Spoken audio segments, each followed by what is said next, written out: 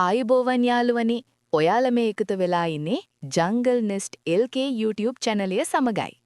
අද අපි කතා කරන්න යන්නේ yellow poison dart frog ගැනයි.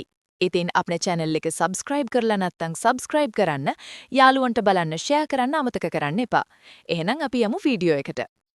මෝන් ප්‍රධාන වශයෙන් දීප්තිමත් කහ පැහැයෙන් යුක්ත වුවත් සමහර වෙලාවට තැඹිලි හෝ ලා කොළ පැහැයට හුරු ප්‍රභේදද දකින්න ලැබෙනවා. විද්‍යාත්මක ලෙස මේ දීප්තිමත් වර්ණය ස්වභාව ධර්මයේ විසින් ලබා දී ඇති අනතුරු ඇඟවීමේ සංඥාවක්. ඒ කියන්නේ මාව කන්න එපා මම විෂ සහිතයි යන පණිවිඩය විලෝපිකයන්ට ලබා දීමයි. මෝන් ප්‍රධාන වශයෙන්ම දකින්න ලැබෙන්නේ කොලම්බියාවේ පැසිෆික් වෙරළ තීරයට ආසන්න වෙසි වනාන්තරවලයි. අධික තෙතමනේ සහිත මුහුදු මට්ටමේ සිට මීටර් 100ක් 200ක් පමණ උසින් පිහිටි වනාන්තර බිම්වල මෝන් ජීවත් වෙනවා.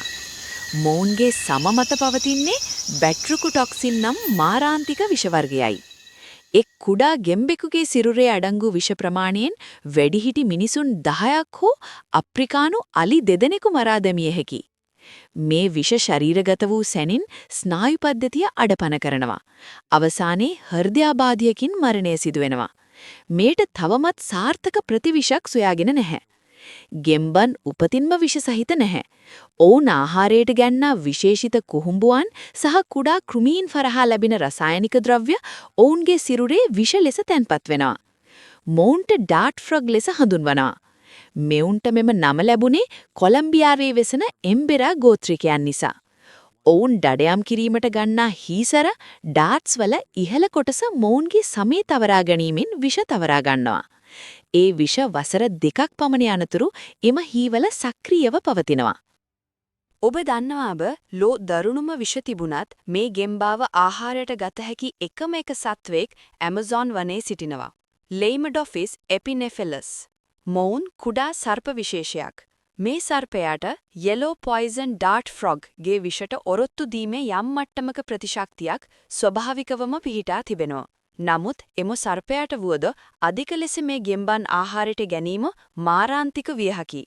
අභිජනනය සහ පැවැත්ම ගැන සඳහන් කරනව නම් ගැහැණු සතා බිත්තර 10ත් 15ක් පමණ තෙතමනේ සහිත කොළ මත තබනවා. පිරිමි සතා මේ බිත්තර ආරක්ෂා කරන අතර ඉන් පිටතට එන ඉස්ගෙඩියන්ව තම පිටේ තබාගෙන ජලය සහිත ආරක්ෂිත ස්ථාන කරා රැගෙන යනවා. පිරිමි ගෙම්බන් ඊට දරුණු ලෙස තම භූමිය ආරක්ෂා කරනවා.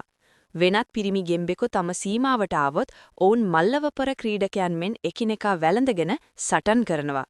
උතින් යාළුවනේ මොවුන්ගේ විෂ මනුෂ්‍ය වර්ගයා මරා දැමීමට පමණක් නොව ජීවිත බේරා ගැනීමටත් යොදාගත හැකි බව ඔබ දන්නවාද? විද්‍යාඥයන් මේ ගෙම්බන්ගේ බැට්‍රිකොක්සින් විෂ ඇසුරෙන් ප්‍රබල වේදනානාශක නිපදවීමට පර්යේෂණ පවත්වනවා. මෙහි ඇති ඇටම් රසායනික කොටස් සාමාන්‍ය මෝෆීන් වලට වඩා 200 ගුණයක් පමණ වේදනානාශක ශක්තියෙන් යුක්ත බව සොයාගෙන තිබෙනවා. හෘද රෝග සඳහා ඖෂධ නිපදවීමටල් මෙම ගෙම්බාගේ විෂ කොටස් යොදාගෙනනවා. සුබාදහමේ මේ අපූර්ව පුංචි සත්වයා ගැන ඔයා මොකද හිතන්නේ?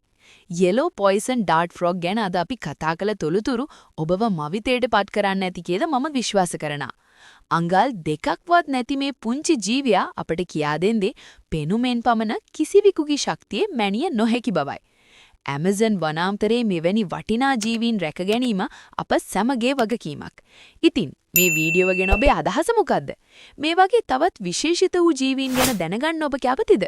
පහලින් කමෙන්ට් එකක් දාන්න අමතක කරන්න එපා. වීඩියෝවට කැමති නම් ලයික් කරන්න. ඔබේ යාළුවන්ටත් බලන්න ෂෙයාර් කරන්න.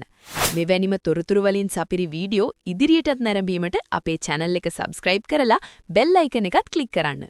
නැවතත් මෙවැනිම රසවත් වීඩියෝවකින් හමු වෙමු. ඔබට සුබ දවසක්.